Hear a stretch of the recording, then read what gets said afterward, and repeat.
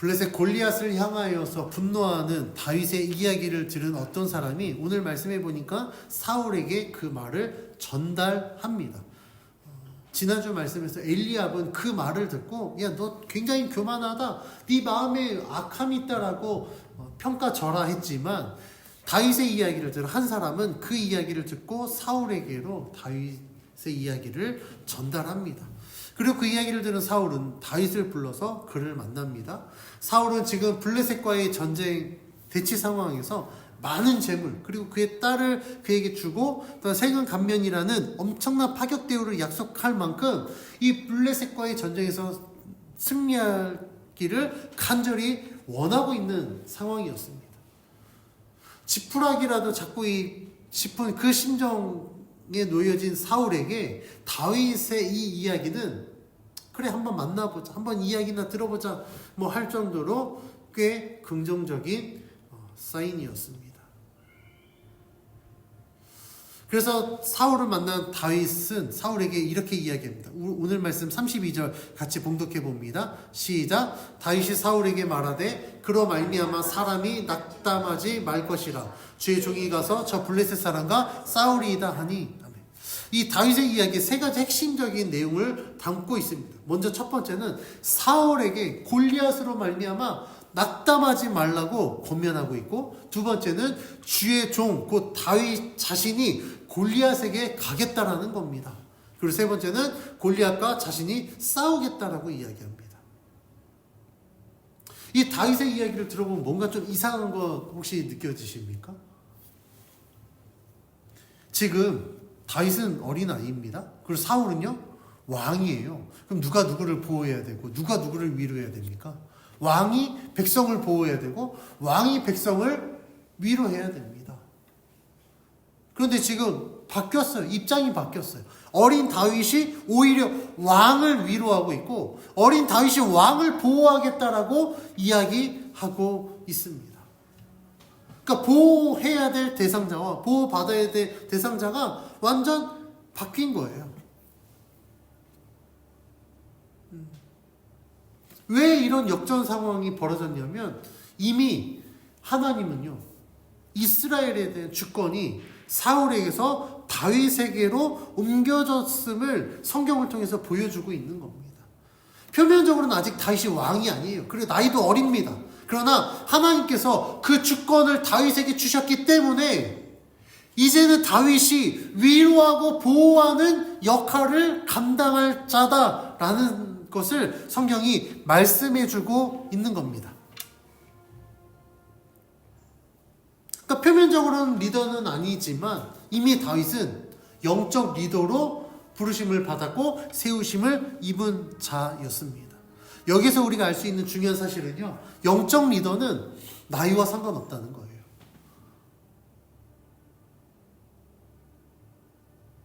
예를 들어서 한 가정의 영적 리더, 영적 가장은 누가 되는지 아십니까?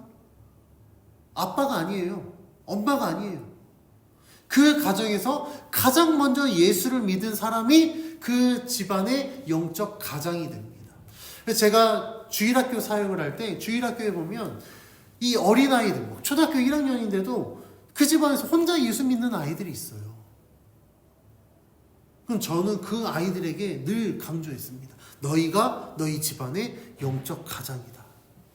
너가 어떻게 하느냐에 따라 부모님이 너희 형제들이 예수님을 믿을 수도 있고 안 믿을 수도 있어. 그러니까 예수 믿는 하나님의 자녀로서 너네들이 이제 똑바로 해야 된다. 부모님 말씀 잘 들어야 되고 잘해야 된다. 근데 초등학교 1학년 애들이 뭘 알겠습니까? 그 애들 보면 되게 좀 철없고 그럴 수 있잖아요. 그런데요, 그렇지 않아요. 그러니까 그냥 겉으로 행하는 거 보면 애들이 막 철없고 막 그런 것 같은데요. 정말 말씀 가운데 아이들이 그 말씀을 듣는 그 눈빛을 보면 영적 가장은 전혀 다릅니다. 똑같은 1학년인데요. 영적 가장은요, 눈빛이 달라요. 오히려 좀 미안한 얘기지만 막 할머니도 예수님이, 할머니가 우리 교회 권사님이고 엄마 아빠가 우리 교회 집사님이고 하는 애들 있죠. 그런 애들 눈 보면 흐리멍텅해요.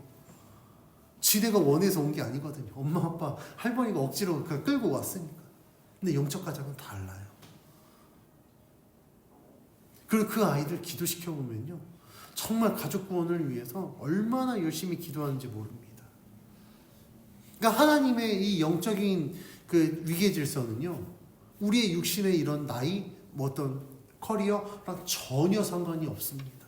오늘 다윗도 비록 나이는 어리지만 하나님의 그 영적인 리더십이 이미 사울에게서 다윗에게로 옮겨졌기 때문에 다윗이 사울 앞에 가서 왕이시여, 골리앗으로 인해서 낙담하지 마십시오. 내가 가겠습니다. 내가 저와 싸우겠습니다라고 이야기를 하는 겁니다.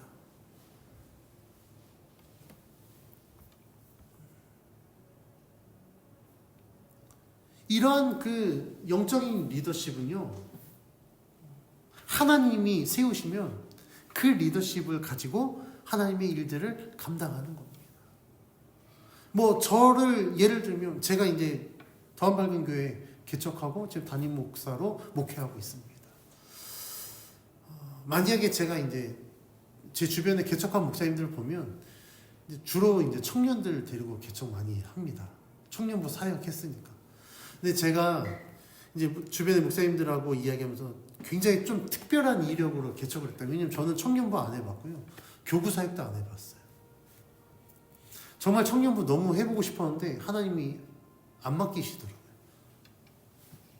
그런데 개척을 해보니까 왜 그 과정들을 남들 다 과정 밟고 하여튼 교구까지는 하고 개척하거든요. 근데 왜 나는 청년부도 교구도 안 하고 주일학교만 하고 개척을 시키셨을까 생각해 보니 다른 데 의지하지 말고 하나님만 바라보게 하려고 개척을 시키셨더라고요. 왜냐하면 청년부를 했던가 교구 사역을 했던가 하는 분들이 개척하면요, 그 청년부 했던 친구들 아니면 교구 맡았던 분들 중에 뭐 교회 좀 소원하거나 이런 분들 뭐 다는 아니지만 혹시라도 지금 그 교회에 불만이 있는 분들, 그런 분들 모아서 하여튼 개척 멤버로 데리고 오더라고요. 근데 저는 그렇게 비빌 구석이 없었어요. 청년부도 안 해봤고 교부도 안 해봤으니 누구 어떻게 뭐 이렇게 데리고 올 사람이 전혀 없는 거예요. 그래서 오히려 하나님 옆에 감사했습니다. 비빌 구석이 하나님밖에 없으니까. 근데 중요한 건 그렇게 청년들을 데리고 뭐 이렇게 개척한 목사님들은 어찌됐든 청년들이니까 본인이 좀 리더십이 있잖아요. 근데 저 같은 경우는 지금 우리 권사님도 그렇고 집사님들도 그렇고 사회적으로 보면 저보다 연세도 훨씬 더 많고 경험도 훨씬 많아요. 그런데 더한밝은 교회라는 공동체 안에서는 하나님이 이제 저를 리더십으로 세우신 이유가 있다라는 겁니다. 그러면 우리는 그 영적인 그 질서에 순종해야 돼요. 그게 하나님의 원리입니다. 참 이 하나님의 이 영적인 이 질서가 참 재미있는 게요. 때로는 제가 뭐 어떤 목회 선배이신데 선배님이고 제가 후배면 제가 그분한테 뭔가를 받아야 되잖아요. 근데 그게 아닐 때가 있더라고요. 오늘 다윗이 사울을 위로한 것처럼 제가 저보다 개척도 먼저 하셨고 뭐 학번도 저보다 뭐 선배고 나이도 저보다 당연히 많겠죠.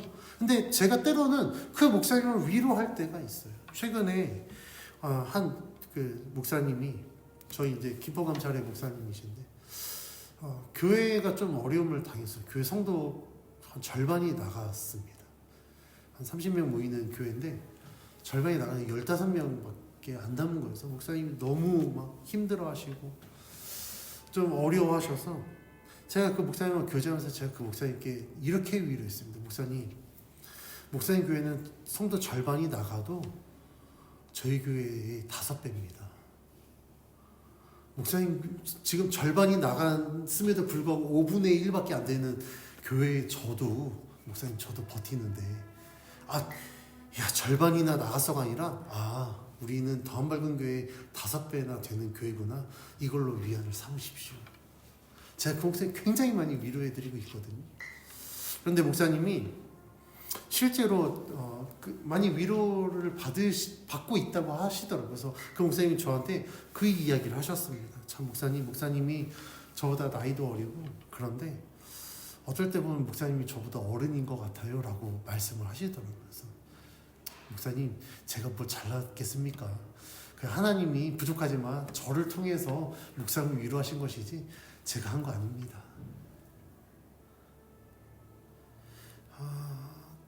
때로는 하나님이 그렇게도 역사하십니다. 그럼 무엇의 차이냐? 이 사람이 더 뭐 큰 그릇이고 작은 그릇이고 그 차이가 아니라 그때에 맞게, 그 상황에 맞게 때로는 하나님이 그렇게도 사용하신다라는 거예요. 그러면 하나님이 그렇게 사용하실 때 쓰임받는 자는 절대 교만하면 안 됩니다. 야, 내가 그래도 저 사람보다 잘났으니까 내가 위로하지, 이런 마음 가지면요 절대 하나님 앞에 쓰임 못 받아요. 그게 아니라 내가 부족하지만 하나님이 나를 통해서 뭔가 하실 일이 있으니까 나를 쓰시는구나 라는 것을 생각하고 우리 믿음으로 순종하면서 쓰임 받아야 됩니다.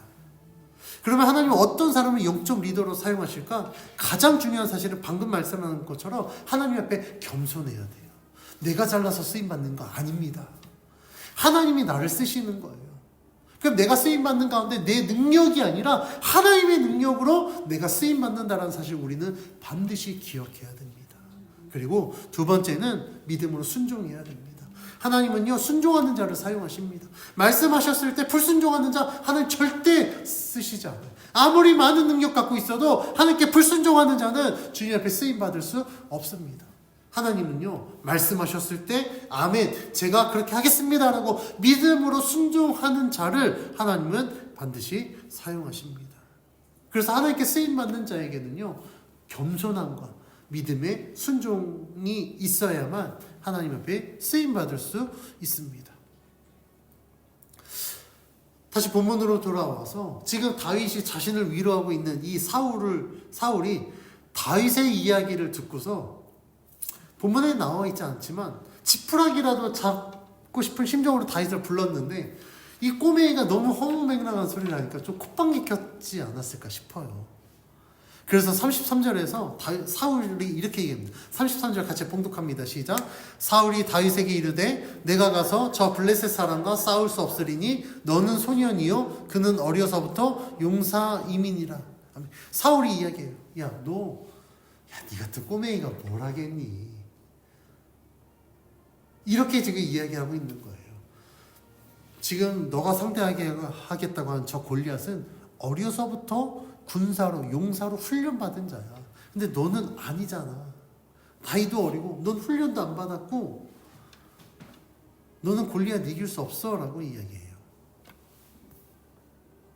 너 저 블레셋 사람 골리앗과 너 싸울 수 없어 라고 이야기하고 있습니다. 사울이 왜 이렇게 문제 제기를 했냐면 사울은요 지금 현실적인 문제를 바라봤기 때문에 그래요. 그렇죠? 현실적으로는 타당하죠. 다윗은 나이가 어립니다. 아니 지금 장성한 군인들도 지금 상대 못하는 골리앗을 이 꼬맹이가 어떻게 상대하겠습니까? 군사훈련 하나도 받지 않은 다윗이 어떻게 저 어려서부터 용사로서 훈련되어진 골리앗을 이기겠냐는 거예요. 사울은 철저하게 현실적인 문제를 가지고 접근하고 있습니다. 그런데 다윗은 달랐어요. 다윗이 싸울 수 있다라고 이야기한 건 다윗이 현실적인 문제를 가지고 접근하지 않았기 때문입니다. 그래서 다윗은 이렇게 이야기합니다. 34절에서 36절 같이 봉독합니다. 시작. 다윗이 사울에게 말하되 주의 종이 아버지의 양을 지킬 때에 사자나 곰이 와서 양떼에서 새끼를 물어가면 내가 따라가서 그것을 치고 그 입에서 새끼를 건져내었고 그것이 일어나 나를 해하고자 하면 내가 그 수염을 잡고 그것을 쳐 죽였나이다. 주의 종이 사자와 곰도 쳤은즉 살아계시는 하나님의 군대를 모욕한 이 할례 받지 않은 블레셋 사람이리이까 그가 그 짐승의 하나와 같이 되리이다.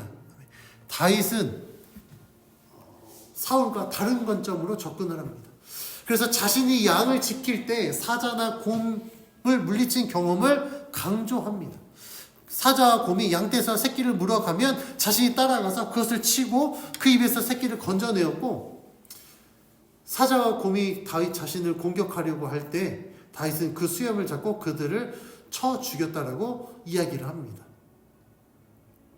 그러면서 36절 말씀에 다윗이 뭐라고 이야기하냐면 자신이 사자와 곰도 쳤기 때문에 살아계신 하나님의 군대를 모욕하는 할례 받지 않은 블레셋 사람 골리앗을 상대할 수 있다라고 이야기를 합니다.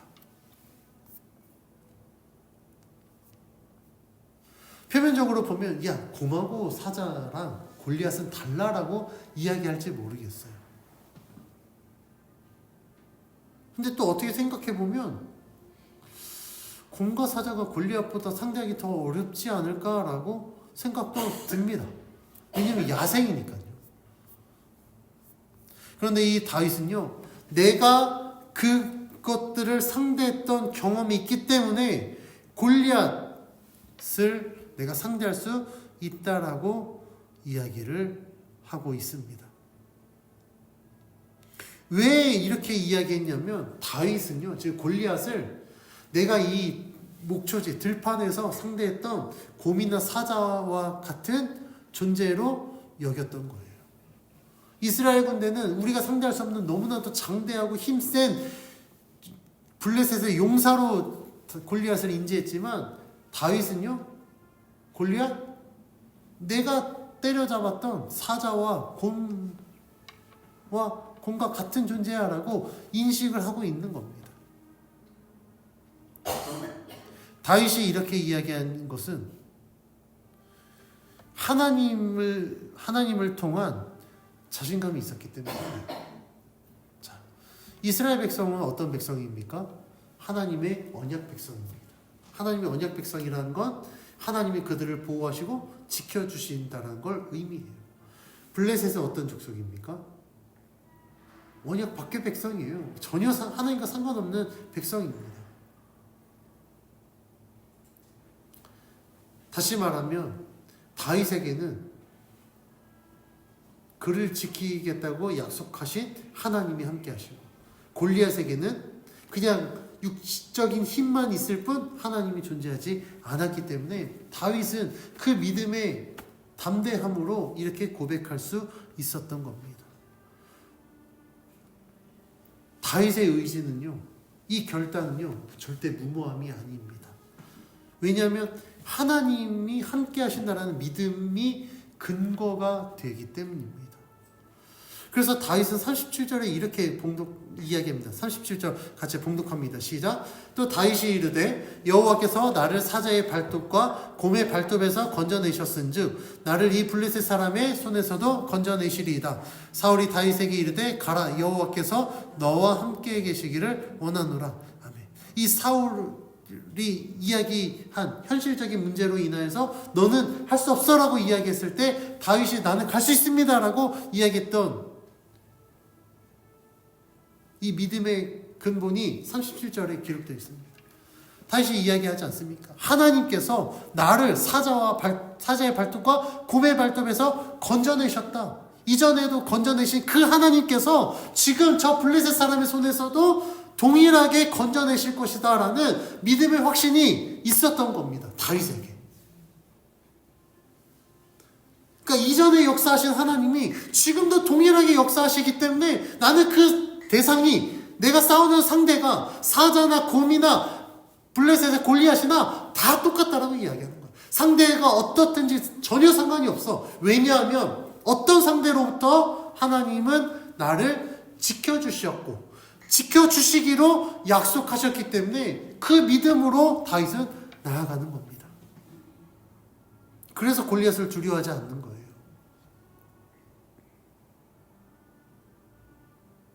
이 다윗의 이 믿음의 확신에서 우리는 중요한 사실 한 가지를 알아야 됩니다. 그것은 무엇이냐면 다윗이 이렇게 할 수 있었던 이유는 무엇입니까?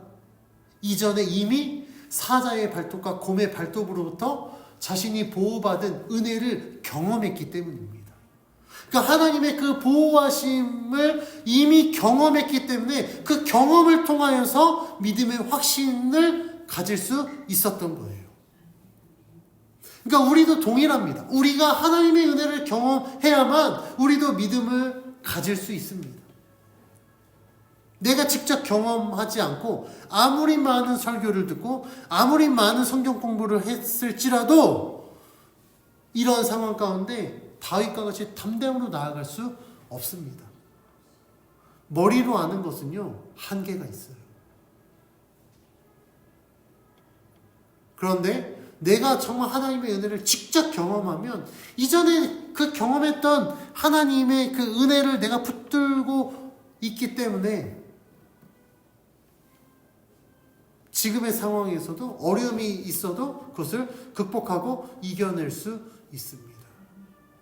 그래서 그리스도인들에게 고난은요, 어려움이 아니에요. 아픔과 고통이 아닙니다. 고난이 유익이 될 수 있는 이유는 그 고난을 내가 하나님으로 말미암아 극복하잖아요. 그러면 고난에 대처할 수 있는 지혜와 믿음이 생깁니다. 그런데 이런 경험이 없는 자는요, 고난이 와버리면 그냥 그 자리에서 꼬꾸라져서 넘어져 버려요. 마치 밖에 지금 이제 겨울이 거의 지나가는데 겨울에 이 추운 겨울을 버텨낸 뭐 씨앗이 나무가 이제 날이 따뜻해지면 정말 그 더 힘이 생겨서 겨울을 이겨낸 그 힘으로 뿌리를 내리고 건강하게 싹을 틔울 수 있는 것처럼 우리도 이 고난의 상황 가운데 하나님을 의지하여서 고난을 극복한 경험이 있으면 그 경험을 통하여서 또 다른 고난도 이겨낼 수 있는 겁니다. 그래서 우리들에게 은혜를 경험하는 건 굉장히 중요합니다. 우리의 믿음에 있어서 굉장히 큰 자산이 됩니다. 그러니까 다윗과 이 사울의 차이는 바로 여기에 있는 거예요. 다윗은 이미도 하나님의 은혜를 경험한 자고 사울은 그 은혜를 경험한 것이 다윗보다 부족하기 때문에 사울은 현실적인 문제를 자신의 시각으로 접근하고 다윗은 동일한 문제 상황이지만 하나님의 관점으로 접근하여서 내가 이길 수 있다라고 고백하는 겁니다. 이 다윗의 이야기를 들은 사울이 얘는 못 걷겠구나. 그러니까 다윗을 보냅니다. 그런데 사울의 행동을 보면 다윗의 믿음처럼 진짜 믿음으로 다윗을 보냈는지 모르겠어요. 왜냐하면 37절에 사울이 뭐라고 얘기하면 다윗에게 이르되 가라 여호와께서 너와 함께 하시기를 원한다라고 선포하고 다윗을 보내려고 하거든요. 그런데 스탑. 다윗, 내가 하나님이 너와 함께 하시기를 원해. 그렇지만 아무리 하나님이 함께 하셔도 너에게 필요한 게 있어. 그게 뭐냐? 38절 봉독해 봅니다. 시작. 이에 사울이 자기 군복을 다윗에게 입히고 노투구를 그의 머리에 씌우고 또 그에게 갑옷을 입히며. 지금 사울이 한 건 전쟁 준비예요. 그러니까 전투하려면 기본적으로 본인이 이전에 해왔던 것처럼 군복 입히고 투구 씌우고 이제 칼도 주고 야 싸우려면 기본적으로 필요한 게 이거야 라고 제 다윗에게 준비시키는 겁니다. 좀 앞뒤가 맞지 않죠. 여호와께서 너와 함께 하시기를 원한다라고 이야기하면서 갑옷을 입히고 투구를 씌우고 칼을 준비하는 거예요. 이게 왜 이상하냐면 다윗이 분명히 이야기했잖아요. 이전에 그가 엄청난 보호막을 입고 사자와 곰으로부터 보호받았습니까? 아닙니다. 다윗은 그런 안전장비가 있었던 게 아니에요. 그럼에도 불구하고 하나님이 사자의 발톱과 곰의 발톱으로부터 다윗을 지켜주셨습니다. 그러면 여호와께서 너와 함께 하시기를 원한다라고 한다면 갑옷을 입혀서 보낼 것이 아니라 그를 위해서 기도해야죠. 중보해야죠. 근데 사울은 말은 여호와께서 너와 함께 하시기를 원한다라고 이야기하지만 실질적인 건 여전히 현실적인 준비를 시켜서 보내는 거예요.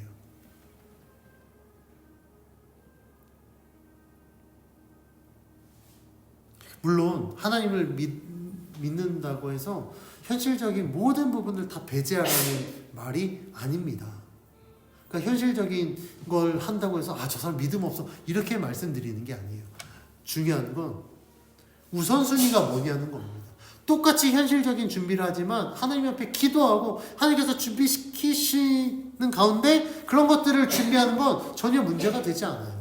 그런데 하나님 앞에 기도하지 않고 그냥 내가 생각했을 때 이건 이게 필요해 라고 해서 내가 그냥 준비하는 게 문제라는 겁니다. 그러니까 우선순위가 달라요. 근데 지금 사울은요 전쟁 준비해야 되니까 자신의 경험에서 전쟁하려면 투구 쓰고 갑옷 입고 무기 준비하고 그러고 적을 상대해야 되라고 생각했기 때문에 모든 것들을 준비시킵니다. 근데 말씀에 나와 있지만 그는 기도하지 않았어요. 하나님께 물어보지 않았습니다. 자신의 생각대로 준비를 시킨 거예요. 그런데 이런 것이 전혀 필요 없게 되었습니다. 왜냐하면 다윗에게 전혀 맞지 않았기 때문에 그래요. 39절 말씀 같이 읽어볼까요? 시작. 다윗이 칼을 군복 위에 차고는 익숙하지 못하므로 시험적으로 걸어보다가 사울에게 말하되 익숙하지 못하니 이것을 입고 가지 못하겠나이다 하고 곧 벗고. 다윗이 군복 입었죠. 이 갑옷이 얼마나 무거웠겠습니까? 전혀 훈련되지 않은 이 다윗이 군복 입고 뭐 한다는 게 말이 안 되는 거예요. 그러니까 어떻게 어색하게 입고 몇 번 걸어봤는데 전혀 되지 않았으니 다윗은 이 모든 것들을 포기해버립니다. 그리고 자신이 익숙한 대로 전장에 나갑니다.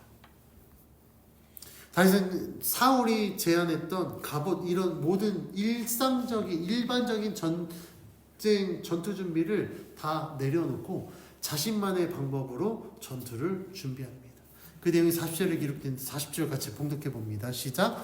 손에 막대기를 가지고 시내에서 매끄러운 돌 5을 골라서 자기 목자의 제구 곧 주머니에 넣고 손에 물매를 가지고 블레셋 사람에게로 나아가니라. 아멘. 다윗은 손에 막대기를 가지고 시내에서 매끄러운 돌 5을 골라서 자기 주머니에 넣습니다. 이것은 다윗이 양을 칠 때 사자와 곰으로부터 자신과 양떼를 구하기 위해서 사용했던 것이었기 때문에 아주 익숙한 방법으로 지금 전쟁을 준비한 거예요. 다윗이 물맷돌을 준비한 것은 자신에게 익숙하고 숙달된 것도 있었지만 그보다 더 중요한 것이 있습니다. 이전에 자신이 하나님의 은혜를 경험했던 똑같은 환경을 만들고자 했던 거예요. 다윗이 만약에 군복을 입고 나아가면 하나님의 은혜를 경험했던 환경과 달라졌잖아요. 그런데 다윗은 이전에 자신이 사자나 곰으로부터 보호를 받았던 그 똑같은 환경을 만들기 위해서 동일하게 물맷돌을 준비했습니다. 대상은 지금 달라요. 지금 초원에서 양치고 있는 상황이 아니에요. 블레셋과 전쟁하고 있는 전장이지만 다윗은 자신만의 방법으로 준비를 합니다. 왜요? 하나님의 은혜를 경험했던 똑같은 환경 가운데 하나님의 은혜를 간구하고 있기 때문입니다. 다윗의 이 행위가 중요한 이유는 우리가 구약 성경에 보면 하나님께서 이스라엘 백성들에게 은혜를 베푸셨을 때 하나님의 역사가 일어났던 모든 장소에는 하나님이 그것을 기념하기 위해서 돌을 세웁니다. 그리고 그 돌을 볼 때마다 그것을 기념하라고 말씀하십니다. 예를 들면 이스라엘이 가나안을 정복했을 때 하나님께서 여호수아를 통해서 12돌을 세우고 그 세겜에서 언약을 세우고 이것들을 기억하라라고 말씀하신 것. 반석에서 물이 났을 때 그곳을 기억한 것. 그런 것들이 구약에 굉장히 많이 있습니다. 하나님이 이렇게 명하신 이유는 은혜를 경험했을 때 이례적인 이슈로 어떤 이벤트로 끝날 것이 아니라 그 은혜를 계속해서 기억함으로 말미암아 동일한 상황에 놓여졌을 때 내가 너희들에게 어떻게 역사했는지 너희가 나를 어떻게 믿고 신뢰했는지를 기억하여서 너희가 똑같이 행해라. 그럼 내가 너희들에게 역사하겠다라는 하나님의 의지의 표현이기 때문입니다.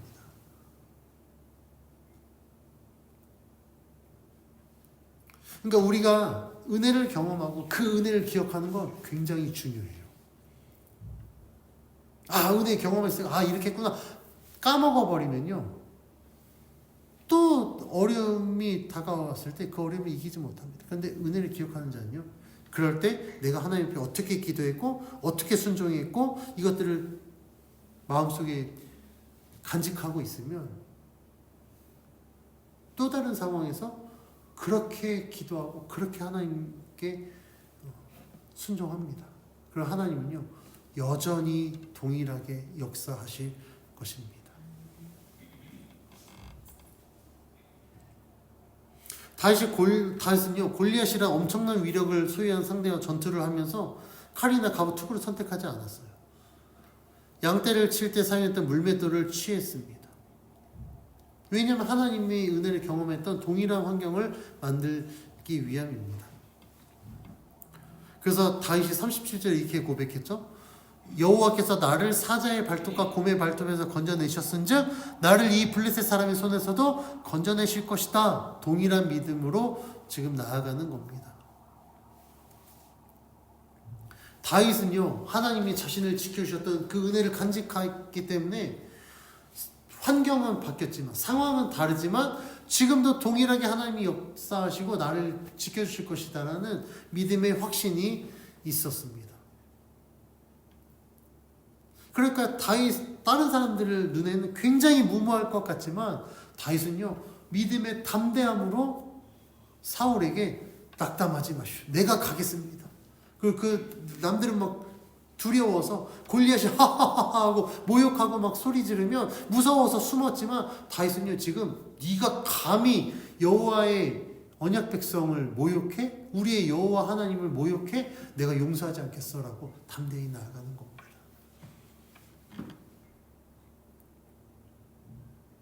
은혜를 경험하고 가진 자와 경험하지 못한 자가 이렇게 차이가 큽니다. 은혜를 경험한 자는 어떤 상황에서도 믿음의 담대함을 가지고 나아갑니다. 우리가 말씀을 보면 다윗과 사울 분명히 차이가 있어요. 사울은 이전에도 많은 전쟁을 치렀던 경험자예요. 다윗은 전혀 전쟁을 경험해보지 못한 자입니다. 그런데 지금 둘의 상황을 보면 오히려 다윗이 더 많은 전쟁을 치른 되게 숙련된 용사 같아요.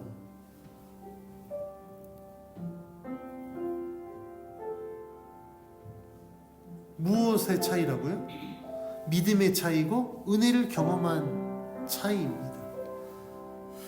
다윗의 이러한 담대함이 사람들의 눈에 봤을 때 굉장히 무모할 수 있어요. 애가 철없는 애가 제가 무서운 줄 모르니까 저렇게 얘기하겠지라고 할 수 있습니다. 그런데요, 우리가 성경을 보면 다윗의 이야기는요, 이 결단은요 절대 무모함이 아니었습니다. 왜요? 이미 하나님께서 자신을 지켜주셨던 그 은혜를 근거한 겁니다. 우리 이스라엘을 저 출애굽시키시고 광야에서도 지켜주시고 약속하신 대로 이 약속의 땅에 들여보내셨던 그 여호와 하나님께서 함께 하신다라는 믿음의 확신을 가졌기 때문에 다윗이 저 골리앗을 향해서 담대하게 나아갈 수 있었던 거예요. 다윗의 용기는요, 하나님의 은혜, 하나님을 향한 믿음에 근거한 것이었습니다. 하나님을 믿는 자는요, 다윗과 같이 이런 믿음의 담대함을 가지고 살아야 됩니다. 그럼 어떻게 담대함을 가질 수 있을까? 하나님에 대한 믿음의 확신이 있어야 돼요. 그럼 이 확신은 어떻게 가질 수 있다고요? 내가 은혜를 경험했을 때 그 은혜들이 쌓이고 쌓이면 하나님을 더 신뢰할 수 있습니다. 더 믿어드릴 수 있어요. 내가 이렇게 믿어드렸더니 하나님이 이렇게 역사하셨더라. 그 은혜의 경험들이 쌓이고 쌓이면요, 절대 믿음 흔들리지 않습니다. 오히려 하나님에 대한 정말 믿음의 확신이 더 생깁니다. 아, 하나님 이렇게 살아계시지. 왜냐면 나에게 이렇게 역사하셨으니까. 내가 그 은혜를 경험했으니까. 아니, 어떻게 하나님이 없다라고 이야기할 수 있어? 어떻게 내가 하나님 의지하지 않을 수 있어? 라고 오히려 반문하게 될 겁니다. 근데 이런 은혜의 경험이 없으면 하나님이 진짜 역사하실까? 이 기도 들으실까? 이런 의심이 생겨요. 우리 성도님들은 어떻습니까? 여러분들 하나님 앞에 정말 전적으로 믿고 맡겨드리십니까? 아니면 맡긴다고 하면서도 근심하고 염려하십니까? 온전한 믿음의 사람은요, 언제나 하나님의 역사하심을 근거로 믿음의 확신을 갖고 살아갑니다. 그러니까 자신감 있게 살아갈 수 있고 담대함으로 모든 문제를 해결할 수 있습니다.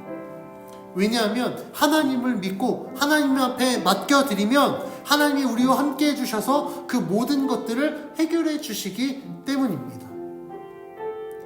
하나님이 함께 하시는 이 은혜들을 경험했기 때문에 어떤 상황에서도 두려워하지 않아요. 이런 믿음이 세상의 시각으로는 무모할 수 있습니다. 그러나 하나님의 시각으로는 믿음의 확신이기 때문에 하나님은 그 믿음을 보시고 역사하십니다. 우리가 이 온전한 믿음의 담대함을 갖기 위해서는 하나님의 은혜를 계속 경험해야 됩니다. 은혜를 경험한 그 경험치가 쌓이고 쌓이면 언제든지 모든 문제들을 우리가 이겨낼 수 있는 담대함이 생깁니다. 내가 어떻게 기도했고 어떻게 믿어드렸더니 하나님이 이렇게 역사하시더라라는 경험이 있으면 그 경험을 가지고 하나님 앞에 맡겨드릴 수 있습니다.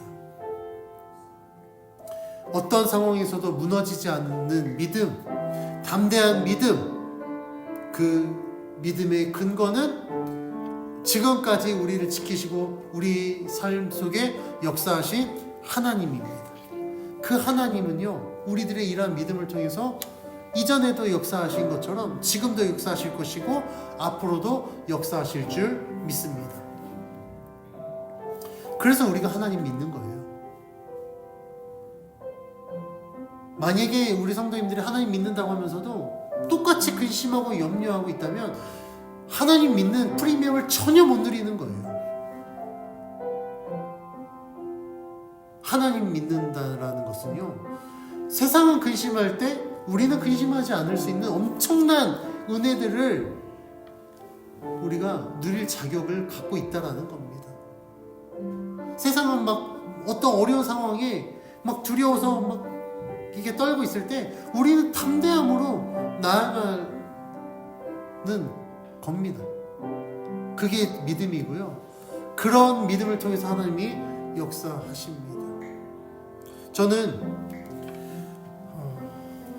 우리들이 다윗과 같은 자가 되기를 주의 이름으로 축원합니다. 그러려면요, 우리도 이 은혜의 경험치가 쌓여야 돼요. 사자의 발톱에서, 곰의 발톱에서 하나님이 나를 지켜주셨던 그 은혜의 경험들이 계속 쌓여야만 비로소 골리앗을 상대할 수 있습니다.